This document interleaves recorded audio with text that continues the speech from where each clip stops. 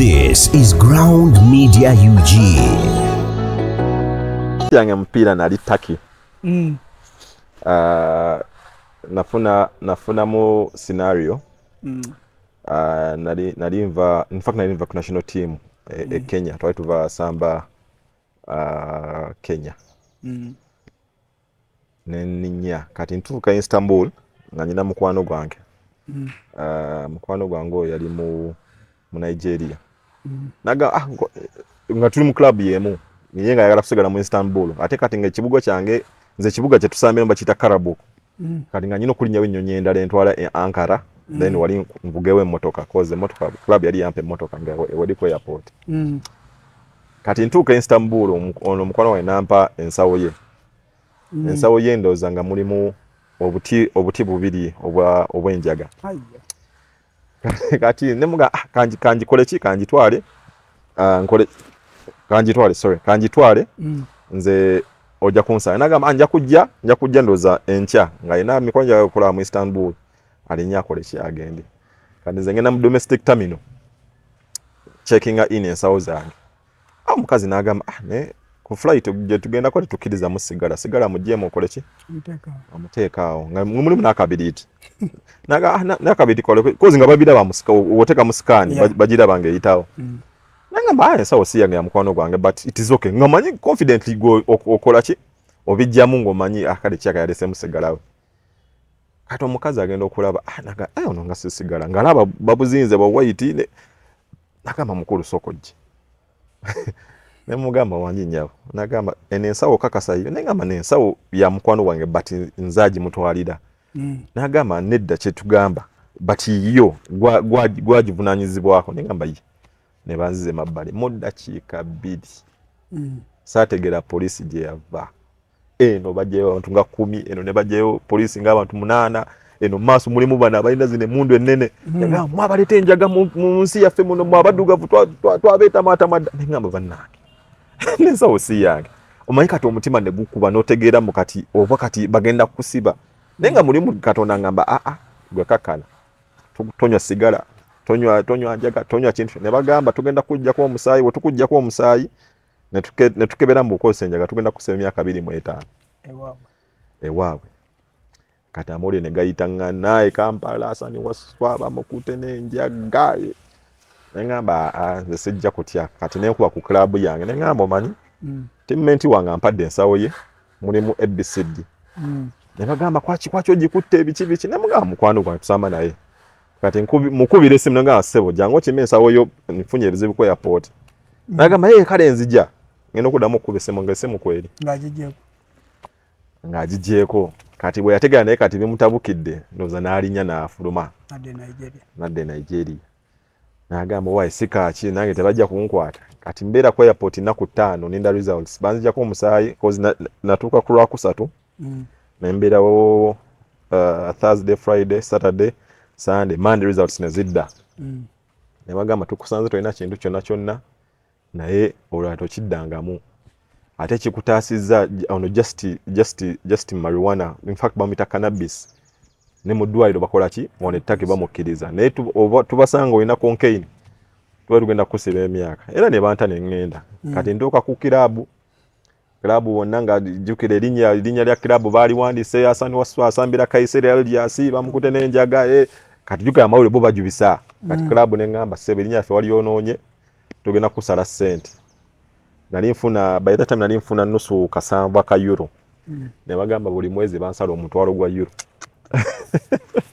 kumala myezi 7 nengamba tekisoboka nengamba club mumanyi mu mazima amatuufu mbanga akolera obwerere nengamba wano sijja sobola munsasuleko hafu yange mbalekere kozi nali nakasayininga emyaka 3 era bakwata emitwalo 2 n'ekitundu egya euro ne bagimpa contract ne bagisazaamu nenzira e Kampala so I think that is the worst moment in my football career cause nga ndabira ddala erinnya lyange balitanishinga ate kati nga nyina okusooka okwetereza okukola ki okuliza era okuvuolo nagamba bwoba kino sikikozesa nyina okukola ki nyina okulwanyisa nnyo nzire mu mangu but era natuuka e Kampala wano kati in fact ndaneka ne ku Facebook Bobi Wine ndoza Mr President oyo by the yali mukwano gwa yali mukwano gwa by that time nagamba gwasani oli awo fuwanize nenkulagirira ekyokukola but she's a very good person and he's my president by the way muntu mukakkamwa he's a funny guy so era yembeera nagituukako nenseka nuseka nengamba ebyo byonna bibeerawo tubikwasaganya naye obulamu bwe butambula so olwo contract bagiterminating n'otandikira wanodde Kampala era nadda mu council cause nga buli wenkomawo nzira mu council council nga yentereza yentwala nga family era nadda experience nga yamaanyi nnyo by the way nganze omupiira buli wenzija nengashwa mu nzira mu council but time oyo nadda wenadda mu council waliwo obusongo butonotono nga tebagala kumpa sente bagamba jangu osambe ng'owewaka nemagamba bannange nyina family n'okulabirira abaana ewaka yes ebya family bibeerawo naye nange mulina okumanya nange nyina abantu bendabirira ewange so I think nebutafunamu nzikiriziganya ne council nengenda ku Viper era natuuka ewa Mulindo teyalumamu nakulumamu yadde yampeera waawo awo wennyini n'agamba bano abasajja tebalina kye baagala n'ampeera waawo n'agamba signing awo enkyataneka training era saddamu paka kusamba kutambula kuvaawo awo okumyewo amawulire ge Uganda ogamanyi gajjubisa wakikola otya ze nabamanyiira manyi wana Uganda n'omuntu ayinza okugamba kati Hassan tumusanze wali naye nga tanakulabako but awulidde but olina okubamanyiira cause nabo babeera bakola sente so amawulire gaali gandi bubi nemakolako interview awo nengamba embeera yonna yina ebeerawo naye just kuguma kumanya mbeera tugikwasaganyiza tutya birungi kyebefunye mu mupiira omupiira gwo bannange okulema kuba ngufuniddemu ddala era nkuutira abasambi bannange abakyasamba omupiira invest cause omupiira wano leero ojakera ku makya nga bakwagala oguveeko baddemu tebajja nakujjukira nga balabye omusambi omupya ze but kyebajja okukola bajja gamba yaliwo ayina ki akola ki ali bulungi oba tali bulungi nga bwe bateba kwogera but nkuutira abasambi bannange abakyasamba nga bakyafuna ku sente invest your money mutekewo infrastructures building a rentals buno oba butaano ng'omanyi buli mwezi ojafunayo emitwalo gyo nga 7 oba 8 cause tomanya abasambi omupiira balina abaana botamanyi nakumanya okitegeera botamanyize bantu mbamanyi but ojja tutuuka ekiseera nga olina ebizibu eno olina ebizibu eri olina ebizibu eno kati nga sente ozijjawa so omupiira nze gunyambye nafunamu ennyumba nayo kafaamu kange enkoko njeru ninayo burentozi bwange era okulimba kubinza omupiira nyera nkeera ku makya era nebaza Mr Magogo oyo yangamba Hassan tuwekweka jangu omupiira ogusigalemu ate omupiira gukyasobola okukusasa okulya ku mupiira paka myaka gyo egy'obukadde so ate kati n'ekinyamba nkola kufufa ate n'essaawa zino kati nine coach ku International University of East Africa kinyamba akasente bwe kayingira buli side so nebaza Katonda cause talent yentuusizza wa bwendi era ebintu ebisinga okulima kusibijje mu office munkedde kwa makya kwambala suit but gana amagulu gange abiri so era nkuutiriza abasambi bannange omupiira mugwagale but investing investinga abantu abasinga balowooza nnyo nti azanyi omupiira baba baavu kiraga ekifaananyi ekibeere naddala abaana abagukuba lwaki olowooza abazanyi b'omupiira naddala abazanyira mu Uganda babatwala nti baavu omupiira gwa Uganda tegulimu ssente oba okulimba kubi temuli cause wokopeeringa omuntu ayinza just kugenda bugenzi wano Kenya afuna sente times 2 zafuna wano in fact sina times 3 cause Kenya oba Tanzania tunulira assistant captain w'eggwanga Khalid Awucho omanyi ebintu byafunye gwe mu Tanzania sente mpitirivu omanyi abantu abali e Kenya sente zabafunyemu Dansero Nkuuma kati wotunula Kaddu ali mu Kenya wotunula Wadru William ebintu byazimbye Lugazi yawo bimanyi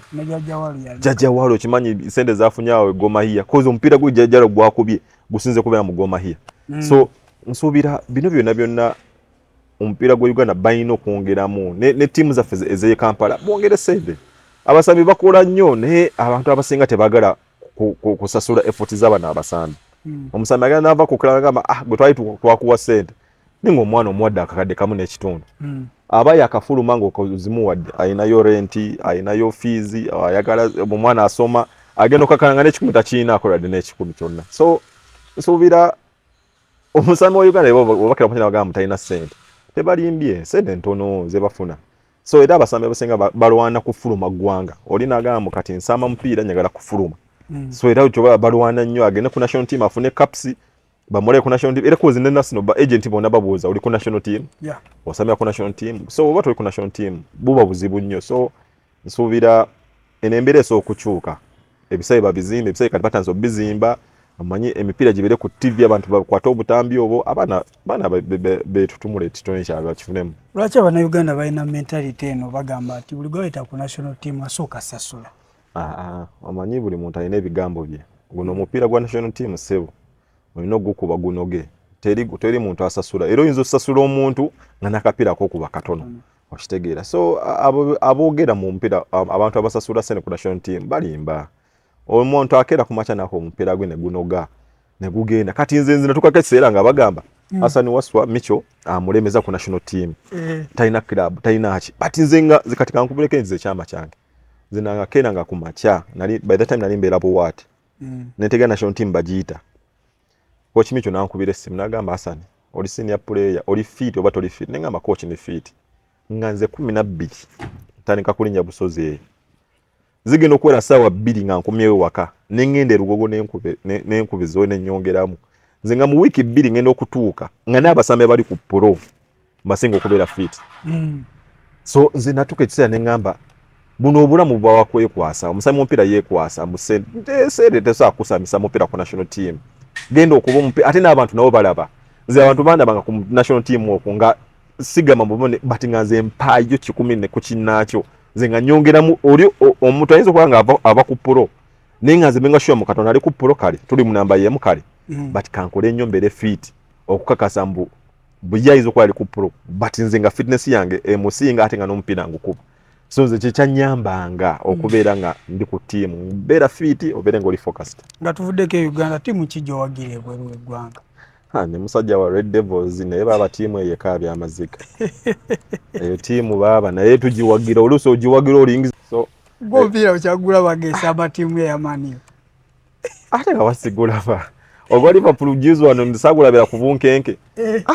mani yo banange naye munange yezo timu za federal kyazikolera asali nawo cause nze ni musama omupiira nze bebayita mumbi manyi ne bakukuba omupiira oli mu timu ya manyi abantu bagaliza but tebamanyi ogeno sama omusajja nga wa manyi kati osama Man City ng'osuubira ki but walaba form ya Liverpool yali nungi but kati ne juice wano walaba Man U ngeri gye basambamu ne Liverpool wagamba kwaki bujjo tebasamba bati mu Premier League but tukubye Liverpool juice wa nede ogena kera kumanya nga katima kano kakubye Man U ate muzanyi kyo obupiira kusingira ebulaya Cristiano simuvaako omusajja wange oyo abantu bagamba Cristiano biki naye omusajja akoze ebintu yes Messi is a skillful player buli kimu akikoze World Cup amututte naye nze njagala omuntu omukozi njagala omuntu akola buli kimu so nze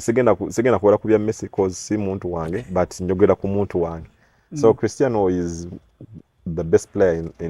in Europe nze gwe mmanyi akulira omupiira nga gwa ddala ate coach kyakusingira coach njagana ne Zidane yali musambi but wotwa ne history ye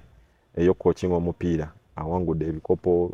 tutte kati anozikyaka abuzaako just Champions League abuzaako World Cup atanafuna timu gya coaching mu World Cup so nsuubira zizo nze mu bacoach bendabye coach wange nga tukomyewo e Kampala nsuubira following music we Uganda mwimbi kyakolera naddala mbakyala bano abakyala baana bakuba omuziki awo naye nzenga nnyo muziki anzikakkanya omwoyo anzikakkanya omanyi wookera ku makyanga ova mu training eyo bakuddusiza stress akuliko mungi njagala music akuyingira mu bwongo n'akukakkanya so mu mayimbi abakyala nsinga kwagala Navagre alina music gwayimba akuyingira mu mwoyo n'akukakkanya nga musendekerevu nnyo so ati ng'ayimba bulungi eddoboozi lye lisendekerevu nnyo so mu bayimbi abakyala nja kugenda ne Nabagre. Ate mbayimbi abasajja. Mayimbi abasajja. Mayimbi abasajja era nze ndi muntu wa contemporary music. Omanyi njagala nnyo omuntu ayiya music n'amukubuulira nga we bigenda mu maaso n'omuwuliriza mu matu. So njagenda ne Kenneth Mugabe. Oli musajja wa muziki ebyaddala abantu bakuba abasajja omusajja oyo ayimba. Njagala ne Kenneth ayimba music omanyi njagala ngera nga nkugambye sagala kuva mu kolindeso kentereze mpira olowooza ndibadde akola biki? Hassan Wasswa singa tali nze bazadde bange bali so strict mu kusoma. Singa ni musajja mukozi singa ndi businessman cause nasoma paka university. Nenfuna degree in business administration ku MOBS. Era singa kati nkola singa ni mu office ni mu masuuti. But era nebaza bazadde baffe okutusomesa cause bakikuutiriza nnyo nenga guno mpira kaseera katono but obeera n'ebitabo byo bikuyamba in the near future. So era nze ndi musanyufu wendaba omusambi w'omupiira ng'afunye degree wentunuulira my fellow footballers bensambi nako natunula taddeewo certified engineer ng'otunulira who else? Shafik Kajimu, I think he graduated. Then tunanono CEO wa URA bamuyitani. Ate Alan Munaba. I'm very happy by that. This is something good. So but era wotunulira kiva ku muzadde ne team. Sometimes team zifuna abaana batonga bakyasoma. Yeah. But tibaba yamba nnyo bugambo kale sente zo tugenda okukwala katukusasule okole ki osome ova ku ssomero n'ojja no training but abasambi b'ennaku zino abasenga sijja sobola kusoma nze mpa sente zange so kisinza ne ku basambi nabo basambi ayagala okusoma atayagala kusoma so it is embeera eri awo tetegerekeka either ayagala okusoma atayagala kusoma. Mu football career yo ani asinze okubeera kyaliwo kubanga obadde n'abantu ab'enjawulo naye olina gw'ogamba ono ye okulima kubi kyali wange y'Onyango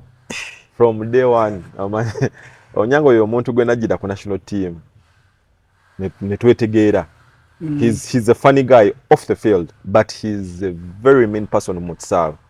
Abatagala nakusaaga ayinza n'okukuba ebikonde nze natukozesa ne tuyoma n'Onyango ku AFCON yawo twali tusamba Zimbabwe n'agamba sande ngenda kukuba sagala otulabise kati nga ndaba omupiira gutabuse speed obusajja butulumba naye twava mu kisaawe n'aseka n'agamba muganda wange nze wali mba ku mulimu sagala muzannyo so nsubira. Dennis Onyango has been there for me the whole of my football career. He guides me, he talks to me, even he calls me twogera ku simu n'agamba kyali wange oli bulungi embeera eri eta family eri bulungi nenga sina tabu nange ne mubuuza oli bulungi family eri bulungi n'empira njiraba by the I follow him all the time. So I think he's one of the best footballers that can guide a footballer. Ne mutula wansi ne munyumya rather than okudda ne mudda masanyu bichi no but he sits you down agamba omupiira gufunemu guzima muno kola kino so that is my person. Mu biseera bye eby'eddembe oba okola biki? So yange eby'eddembe njagala nnyo okukuliza ku music njagala nnyo okuwuga njagala nnyo okutraveling. I'm a person that loves to travel. Njagala nnyo okuva mu kifo ekimu nzire mu kirala ndabe abantu bali batya abantu bakubuuza batya abantu bakyakujjukira kandi zinali manya abantu banera n'okuneerabira but najuzi wanagenda wana Arua bali banzitidde Arua nebagamba asani ate okimye kyeno ogenda saba mupya negamba nze kuwummula bintu byange so nsuubira traveling is one of my best things by the mu biseera eby'eddembe. No relaxing ogenzeko ejjinja n'olaba ku mazzi ogenzeko entebe so nsuubira these are one of the things that I usually do in my free time. Neme kubeera awantu wamu nga neebowa ne stress nga mungi. Waliwo ebiseera obeera ku national team nga bannayuganda abasuubiramu bingi naddala emipiira gyali gituyisangawo we mwaddanga e Uganda embeera yabaga etya? Kugambye olaba abannayuganda abo manyi guno omupiira gusesa by the way ffe twaperforminga nnyo wabweru okusinga ewaka wabweru nga tukuba abantu ojja otuna ne mu regime yaffe before qualifying ku AFCON twakubanga tiimu wabweru twakubanga Cape Verde ezo ziri mu AFCON ezo ne tukuba Zikongo ne tukuba Komorosi nga tubakuba tufuna points awe cause wofuna points awe kikuyamba qualifyinga wane wakati bacyangu cause waka either manya either draw oba win nga fe mentality ya fe gamba tebatukubira waka so nsubira fe time weyo twasambiranga Nambole nga tumanyi ekitone nnyo tufuna draw naye omuntu yenayina yajjange Nambole nga team zonna zimanyi wojje Nambole towona era kyova abantu bafuna ne confidence bagamba abantu nga bakeera bamanyi balina okuva Nambole nga balina essanyu so kyova n'abasambi ennaku zino balina okumanya mbu bwe tufuna ewantu nga tuyisewo ewaka it doesn't matter oba musambidde Morocco oba musambiddewa mukafuula akattiro buli ajjaawo mufuneko obubonero but toyinza kukubira waka wo ate osubire mogenda qualify nga tekisoboka nakola biki Hassan Wasswa ennaku zino he's a FIFA ambassador. He's a TV analyst. I analyze games with Tony Maweje, Godwin Bole, Teno Mukisa, Kufufa TV, mpira ja Star Times Uganda Premier League, and I'm a FIFA ambassador as well, and I am a CAFC holder, and I'm a coach of International University of East Africa. So SARS no byendiko. Era nze sijjava mu mpira koza omupiira gwo gunfudde kikyendi era in due course mase waddako njaga kumaliriza CAF B yange then neyongereko level cause bw'osoma omutendera oba weeyongerako so era target yange yakugenda ku national team so bino byonna tubikola kubeera nga tu practicinga okwetegeka tetwagala kubuuka step yonna but soma otandike mpola mpola cause nze negomba nnyo bayire bakocha bali ku national team negomba nnyo Coach Simon Masaba, cause I've ever played with him. Negomako, Coach Babadi, cause we all want to be at the national level, whereby we are coaching one of the future of this country. So with time, nga wenkugambye mitendera tujja tuukayo. Obugambo bwange obusembayo bannange tuli mu mwezi gwa Ramadani, abasiramu bannange bonna ekisibo twakakigendako ennaku mwenda era bannange temunyiikire Katonda guno omwezi gwakola ki gwasaasira n'atuwamu ebirungi era n'abatali basiraamu bannange abasiiba bakwano bafaabo abasiiba cause Easter eri kumpi kutuuka temulekera namwe kusiiba cause abamu mukyasiiba n'abatasiiba mwenna mbaagaliza emirembe ne famire zammwe mwenna cause buno obulamu bwakweyagaliza na kusanyukira wamu.